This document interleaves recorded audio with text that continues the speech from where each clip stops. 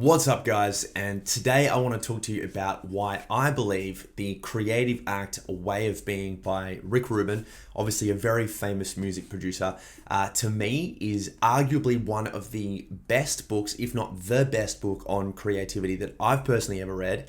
And also why I actually think it's way more than a book about creativity, right? It's a book about the way of being, and how it can actually be a self-help book and how we can apply so many of these concepts to life. Now, the reason I first picked up Rick Rubin's book, I think I was listening to him speak on a podcast with Lewis Howes. I was actually listening to the podcast with my partner at the time, and the way he was coming across just really sort of exemplified and highlighted exactly how I sort of felt when I was flowing, in that really beautiful state when you're writing. For me, it's writing anyway, but for you, it could be painting or even entrepreneurship, like building your business, where you're just in that perfect flow state that Csikszentmihalyi talks about, where you've got that lovely balance between the task that you're doing being slightly challenging, but not to the point where you're not actually progressing. So you've got this lovely sort of like build up of intensity into just this slipstream of flow. And the way that Rick Rubin was talking about it really sort of went against everything that I'd heard other creative people talk about it. Now, this is not to take away from people like Steven Pressfield, who I admire very deeply, but when I read Steven Pressfield's The War of Art, I personally didn't really resonate with that idea of creativity being like a tool, or sort of like an enemy, really, that you have to overcome and defeat. And every day you wake up and it's on you to defeat the resistance. I think there are times during the creative process, of course, all of us experience this, that we feel that massive resistance through usually either lethargy or laziness or fatigue. Sometimes it's writer's block or whatever it is. We feel that, and we need to just push through that. And Rick Rubin definitely talks about those sorts of moments throughout the creative process when you've planted all the seeds. And if you've read the book, you'll know what I'm talking about there. You've planted, the seeds have been planted, inspiration has come through you, and you now have enough to work with so that it does become about the discipline of sort of waking up and being an early riser, or, a 5 a.m.er like Robin Sharma, and sort of getting across and overcoming and defeating the resistance. But to me anyway, I've noticed, and maybe you can let me know in the comment section below, but I've personally noticed that throughout my creative endeavor and my creative journey as a writer, that the more I see it as a task to overcome, the less I actually show up and actually do the thing. So it's almost like a really annoying paradox that I have to, or have historically had to struggle with and contend with. But when I came across Rick Rubin's idea of being way less outcome oriented and way more process oriented, it was almost like the penny dropped. So my outcome, or my goal that I've always wanted to achieve ever since I can remember, was to write a best-selling book, be a best-selling author, essentially, like a Hemingway. I remember reading Hemingway in year 12. I remember reading A Farewell to Arms, and just the themes around existentialism and nihilism, these deep philosophical themes, these sort of bordering on postmodern themes, were just really, really wonderful and really hit me. And I remember thinking, God, wouldn't it be amazing to be able to write like Hemingway, write like A Farewell to Arms, or The Sun Also Rises, or something like that. And it really just sort of brought to light what my goals had always been. I was writing ever since I can remember. I was writing books around grandparents who were dying, or a man who was reminiscing over the death of his wife when I was 10. One of them was a short story called Dancing with a Memory. The other one was a book that I just called Peter, and I hope to sort of write that again as an adult now. But I was always interested in these very deep themes, and I think that's why existentialism and those deeper, I suppose, conditions of life have always resonated with me. But I started to feel that the more that I would take my writing seriously, especially into my early 20s, the more I would start to feel overwhelmed and almost burdened by the goal of becoming a best-selling author. It became very, very heavy for me, and it actually pushed me away from the craft for a good couple of years. But what I was able to learn, thanks to this fucking legend by the name of Rick Rubin, was that if you focus less on the outcome and more on the process, you take all the pressure off, you take all the weight off you, and you actually get there anyway. Now, when I say get there, what I mean is obviously not you will 100% write a best-selling book, or you'll be the next Rembrandt, if you're a painter, or, the next best thing in the music world, but you will have done everything within your power to make that as potentially achievable as possible. And if you don't get there, well, there's nothing that you can regret because you gave it absolutely everything.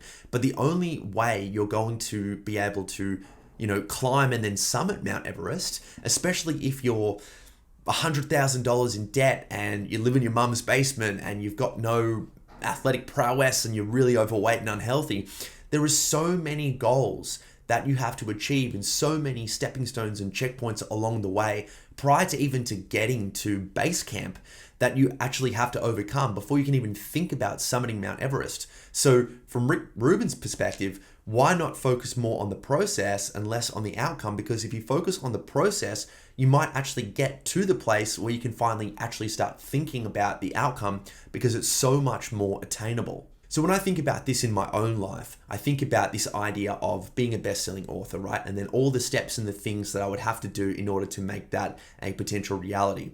Now, that's one way to look at it. The other way to look at it is if I'm only outcome-oriented, I'm only thinking about, really, for me anyway, I'm not sure if you've experienced this as well, and you can let me know in the comments section down below.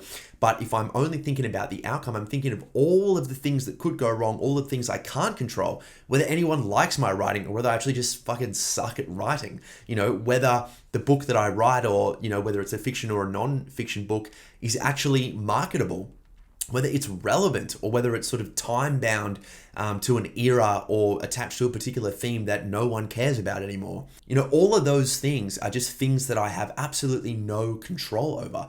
But if I focus on only what I can control, just getting up every morning at 5:30 and writing from 6 till 8, so I always get my 2 hours in, the most important thing done in the morning, so that when I start work, at least I've got that thing done, then I'm going to be working through the process of becoming a better writer, reading at night, trying to understand different perspectives, different ways of writing. Just as a side note, I'm currently reading Infinite Jest by David Foster Wallace, and that's really expanding how I actually view the craft of writing as a whole. The way he writes as a maximalist, as complete contrast from Hemingway, who is a total minimalist, is absolutely blowing my mind. And I think learning to actually learn more about your craft really helps you expand it so that you can use little bits and sort of create, almost create in itself, but try different things on when you're actually doing your own craft. Anyway, coming back to this idea of being way more process oriented, I realized that if I can just think about how to use my time valuably today, then I'm still doing the things that are going to give me the best possible opportunity at reaching my goal without necessarily thinking about my goal. Because if I think about that goal all the time, it's going to fucking crush me. So there's a couple more things I want to talk to you about with regard to The Creative Act by Rick Rubin. Number one, the big thing that he talks about, which I think is what draws a lot of us into creativity, is this idea of inspiration, this idea of thoughts or ideas. Perhaps it's the plot for a book, the way you would sort of paint your brush across a particular way to get that effect that you haven't really tried on your canvas, a new idea or a new character for a screenplay, a different way of writing a song that you never thought. The way he talks about that is he uses the term seeds, that there's sort of seeds that come from the universe or God, or however you would describe the perennial oneness that we're all sort of part of. We're all constituent elements of this perennial oneness. Now, I really like the way he goes about this, and to me, it actually speaks a lot to what Elizabeth Gilbert writes about in Big Magic, was this idea that genius or inspiration that comes to you, and obviously inspiration being this idea of like breathing in the universe. I think that's sort of like the Latin origin, sort of breathing in the etymology of the word inspiration, right? To bring in the air. Anyway, that idea about planting those seeds really resonated with me because, like I said, in Elizabeth Gilbert's book, Big Magic, she talks about this idea of genius, and in the Western world, where I'm from, obviously being Australian, we have a very egocentric viewpoint. We see things as we are the center point of the universe. Everything. It's not that things happen to us; is that we have total agency over what occurs, and that's why that egocentric viewpoint leads to a lot of isolation and loneliness, because it's almost a solipsistic viewpoint. Whereas in more Eastern countries, especially with I think in particular the some of the Eastern languages as well, it's more of a passive language. So instead of saying, so we would say, for example, I crashed my car, whereas they might say, and I'm speaking very generally here, of course, but they might say something like the car crashed, where they're sort of separate to it. And Elizabeth Gilbert talks about this with her ideas of genius. She says that the ancient Romans didn't believe that someone was a genius. They believed that someone had a genius. In other words, genius was this sort of god that came to them, planted themselves in them, possessed them so that they could create this amazing art, and then left them after a while. Now, you might be thinking that that's a really shitty way of thinking about genius, because it means that you don't have any autonomy over how you cultivate your skill or how you become masterful with your art. And that's a good point. The downside to having that egocentric viewpoint is that if the genius isn't yours, then you have nothing to worry about if you don't feel inspired for a while. There's this idea about the tormented artist, right? Or people who get writer's block, or people who experience burnout because they're not feeling that inspiration to create anything. And I think the idea that genius is a thing that comes to you, or it's like the universe that sort of speaks or works itself through you, and then in Rick Rubin's idea, you sort of plant those seeds and then allow them to grow, and then that's when you develop the discipline to create your thing. If that thing isn't a part of you, then there's no pressure on you to constantly be inspired, to constantly be banging out works of art like a Stephen King. So I think Rick Rubin is really good at marrying those two viewpoints, the sociocentric viewpoint and then the egocentric viewpoint. And he lays it out like a process, like I said. So in the beginning, it's best to think of the creative path as something that happens to you. And you might just be in the shower having those philosophical thoughts that we all do, or walking down the street and you see someone doing something, and then you're kind of inspired to write about that or expand on that. This actually happened to me recently, and I was on a plane coming back home from a funeral, sadly enough, and I was watching this woman just play with her fingernail, like her thumbnail here.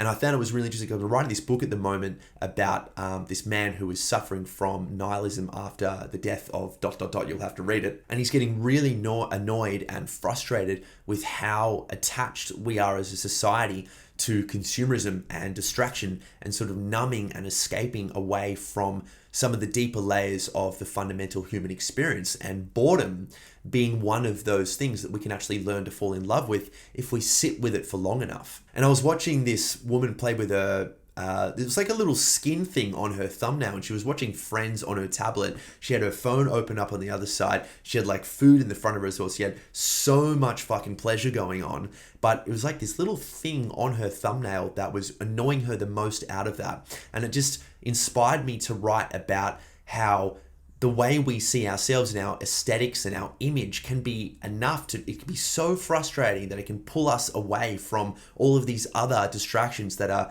pulling us away again. It's almost like a meta distraction from some of the, like I said before, the deeper layers of the human experience. Boredom, the fact that we don't feel as we look as good as someone else. We're always comparing ourselves to other people. Now, I don't know if what I end up with that tiny little vignette is going to be anything good. I hope it's good. But to Rick Rubin's point, don't be so attached to the outcome. Just play with the process, plant the seeds, see how the seeds grow into whatever it does. It could be a giant fucking redwood in the US, or it could be a little shrub. Just like that shrub I can see right there. It sucks. But if you're too attached to the outcome, you're never actually going to do the things required to see what it turns out to be. To me, that is arguably the most important thing to take away from this book, The Creative Act. It's why I've read this book twice. It's why I think it's a massive, massive book in the creative world, not just for creativity, like I said in the beginning, but also for self-help. Now, in my industry, working as a therapist, I see this happen all the time, where when we are too attached to the outcome, we not only lose the beauty of the present moment, but the present moment actually becomes frustrating because we are impatient, because we feel that we're only going to feel enough and be enough when we reach said goal. And I want us to really take this time now to think about the two dichotomies there, right? On one hand, you've got this sort of sociocentric, detached perspective that sort of Romans had a genius thing where it's not up to me at all, versus this highly egocentric, all of the world's responsibilities, how good I am as a writer or as a creative, it's all on me. And if I fail to live up to those expectations, then I suck and all of life is meaningless and it's not worth living.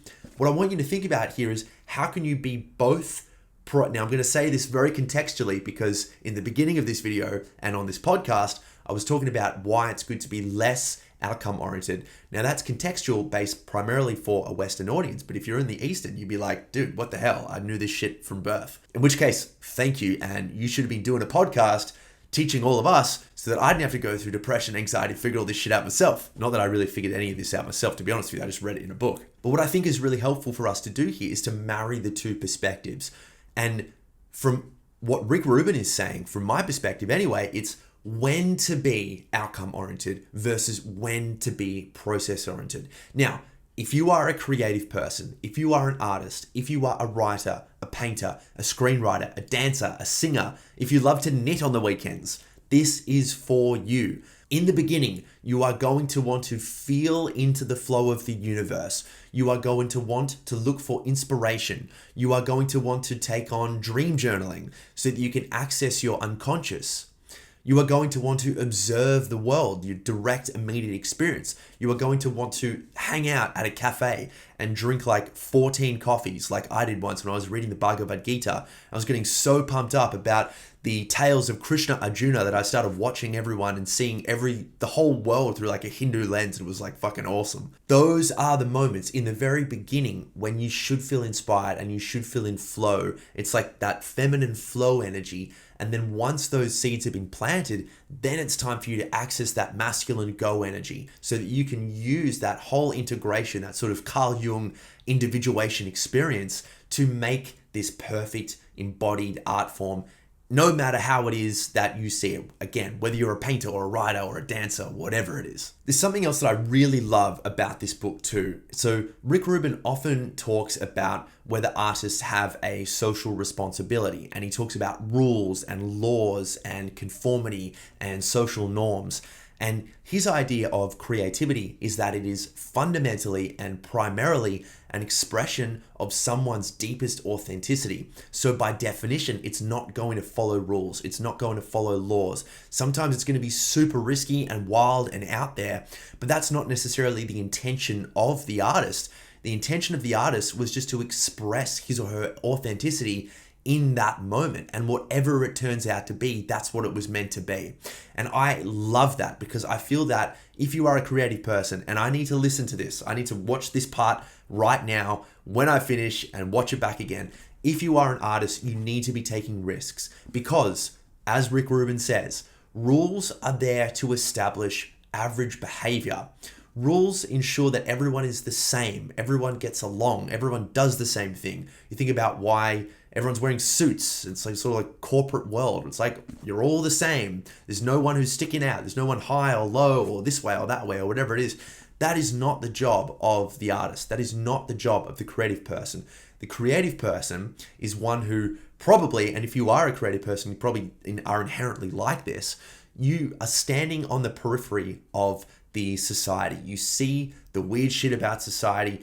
A lot of it doesn't make sense to you. You might be more introverted. You might be someone who has always struggled to like do the normal thing and just go along to get along and all that sort of stuff. In fact, studies have found that there is a pretty intense correlation. Intense is obviously not an academic term, but there is a pretty intense correlation between certain mental health disorders like bipolar and a personality trait, a personality construct in psychological research known as openness to experience, which means that the more open to experience you are, the more you can associate things with each other. So it's more like your word, like for example, like in an assessment for open to experience, if you're given a flashcard and then the scientist says to you, well, what does that make you think of? You're someone who can very quickly go, well, that dog means cat, and cat means giraffe, and giraffe means moose, and moose means yak, and yak means, and you just go, blah, blah, blah, blah, blah, blah, blah, blah, blah. And the more open you are, the more it's like you have all these ideas, the more outside yourself you are, which means you have the potential. You can think of like someone like Kanye West right now, right?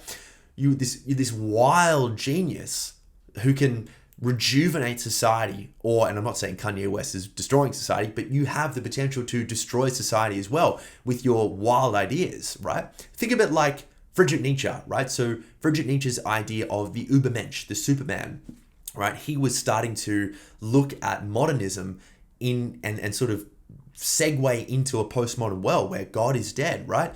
There's no unifying value system or meaning system that coheres a society anymore. And Nietzsche's idea was that we have to find these values within ourselves. We can become our own Superman. Now, that's a really cool idea because it allows you to take on responsibility and cultivate competence in any given domain or field or whatever it is. Or you could be a Nazi and take that idea and run with that and kill a shit ton of people, which is a horrible, horrible thing. So it's not necessarily the idea, but how you use that idea. And I believe, and this would sort of coincide with the hero's journey, right?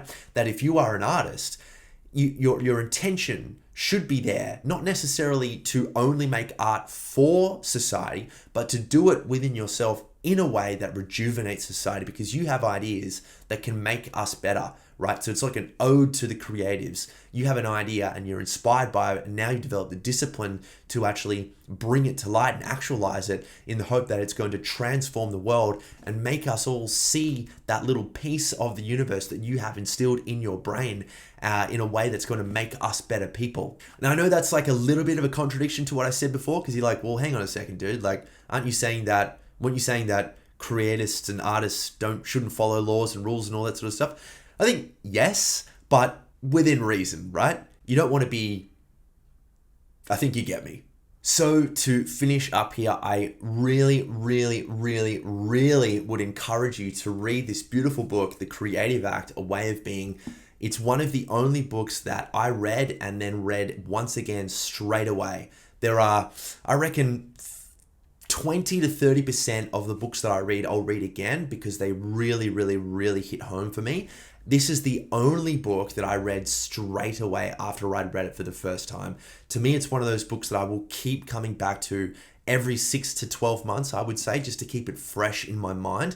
As I said in the beginning, once again, it's not only a book for creative people, it's a book for anyone who wants to have a good life. Some of these ideas about the creative path as being analogous or representing a microcosm of the fundamental human experience are just so pivotal. And to be honest with you, if I had read this when I was studying to become a therapist, I would have actually taken a lot more from it than like some sort of boring textbook that was written 40 years ago. So thank you so much for listening to this episode of the podcast. I know this is a bit of a different episode today, but I'm going to be doing a hell of a lot more book reviews because a lot of you have been reaching out to me and asking me about the books that I read. So I'm going to start to throw a few more of these into the podcast, and hopefully it brings more of you who just listen to the show onto my YouTube channel because you can get a look at who this weird Australian bald-headed dude is. And I appreciate you very much, and I will talk to you soon. Bye for now.